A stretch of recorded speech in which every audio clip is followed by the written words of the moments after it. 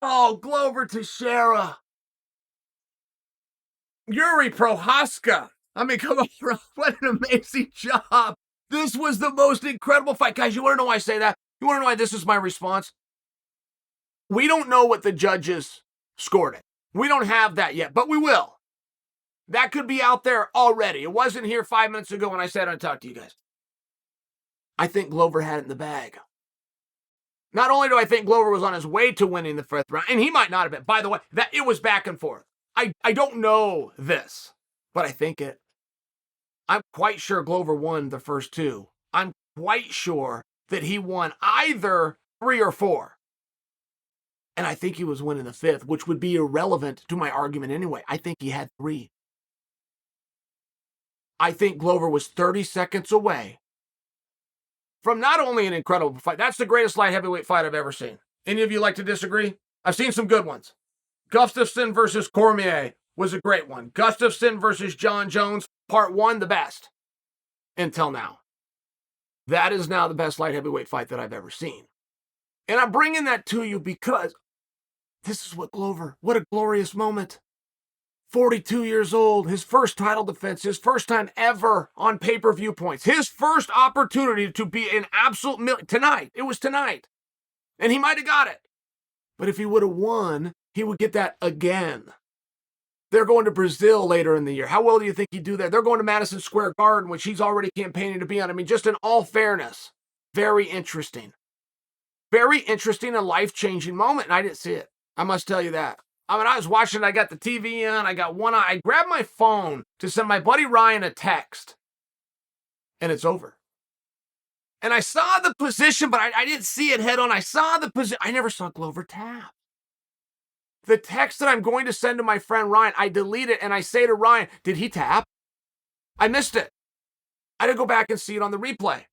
Now, that was also what made for such an incredible fight. Yuri's not going to win this fight by submission. We knew that yesterday. We were shown and reminded that tonight during the fight. There was nothing about the first 24 and a half minutes that would possibly lead you to believe that Prochazka was going to win by submission, but Glover might. Glover just might. He was close on a couple of head and arm triangles. He thought about a rear naked choke and was getting close to position a couple of times. Then Prochazka comes and grabs it like that. It was stunning. Prochazka's in there bouncing around. Guy looks like a dork, right? I mean, his hair's flopping around. He's got his hands down. Looks like a little old man out there. Glover's the 42-year-old, and Yuri looks like the old man. He can barely move. He's all decrepit as he's changing stances. Boom! He hits you in the body. He rolls a little bit. Boom! He tries to kick you in the mouth. Yuri was awesome. And he was changing his stance.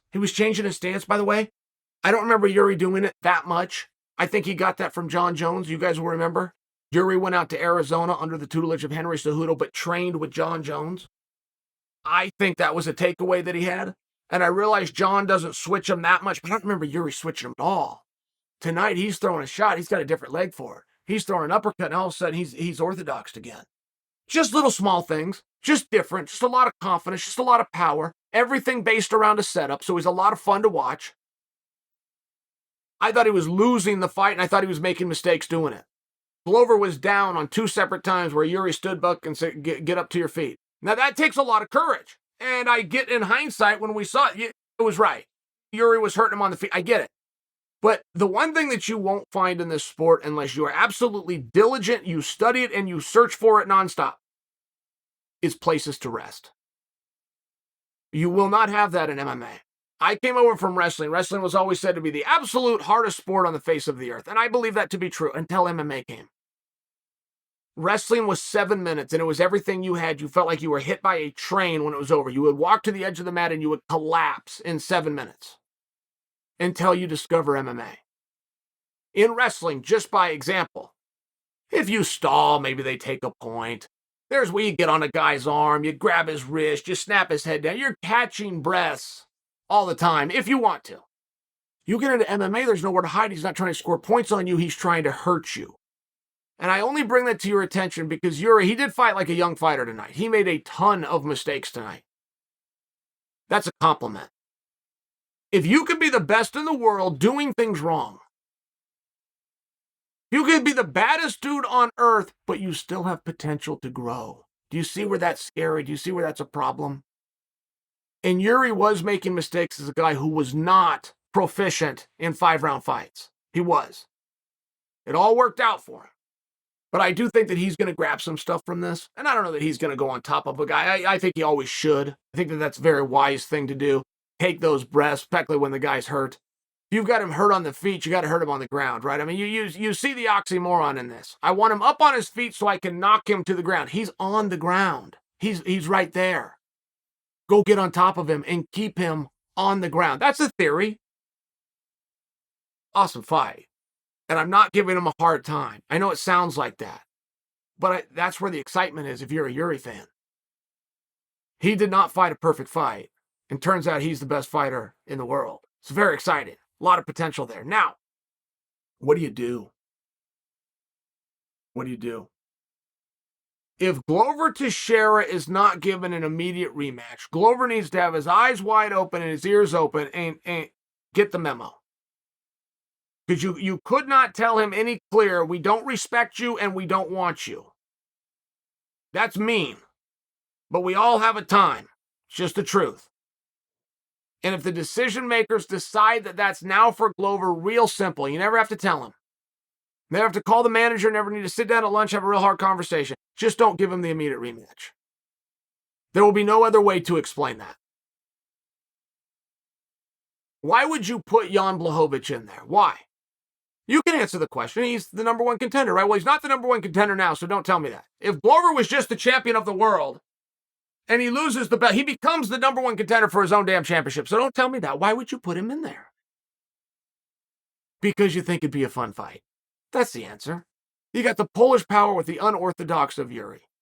I will listen to you, and I don't think you're wrong. If you're going to turn to Ankalaev and Anthony Smith, why would you put the winner in there? And you can talk about because how well they've done and what they're ranked. They're not going to be above Glover, who is now number one. And you could come to the conclusion it's going to be a fun fight. I don't disagree with you there.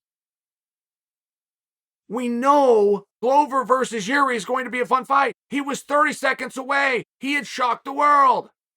He took this young kid down within 30 seconds and beat the holy hell out of him. He had him in 3 different finishing holds, and I believe when we finally get the judges' scorecards, I believe Glover just needed to beat the clock. I think he already beat Yuri Prochazka. I don't think he had to beat Yuri Prochazka anymore tonight. I believe the beating was done, and I believe the judges will successfully confirm what I'm saying. The only thing Glover had to outrun was the clock. That was the best light heavyweight fight that I have ever seen. And if you want me to make my prediction, no, he's not going to get the immediate rematch. He's going to get the cold, hard memo. But if you want to have a meaningful conversation of what should we do now and why should we do it, if you want to talk about the history of the sport and what epic matches have happened, when you have a result like that, you rematch them. That's just the truth. We'll see where that all goes. But I think the light heavyweight's very fun right now. I think the absence of Jon Jones is probably a waste of time to discuss that Jon could return to light heavyweight. I believe that ship has long sailed. But if Jon isn't getting fights, and for whatever reason, he isn't, I don't know what he weighs. But if he's in striking distance, and he wants to sell a lot of tickets, I could name 5 really fun fights at light heavyweight. I couldn't say that when Jon was still there. He was the champion. He sucked all of the air out of the room. Everybody believed how great he was. These other guys didn't get their shine. They didn't get their opportunities. They didn't get their main events. They didn't get their titles. They didn't get their posters. They didn't get their marquees. Now they have. Prochazka versus Jones is interesting. Reyes versus Jones is interesting. Blachowicz versus Jones has never been done. I mean, it's one of these things where there's some real excitement. If Daddy wanted to come home, I happen to think he would be welcome.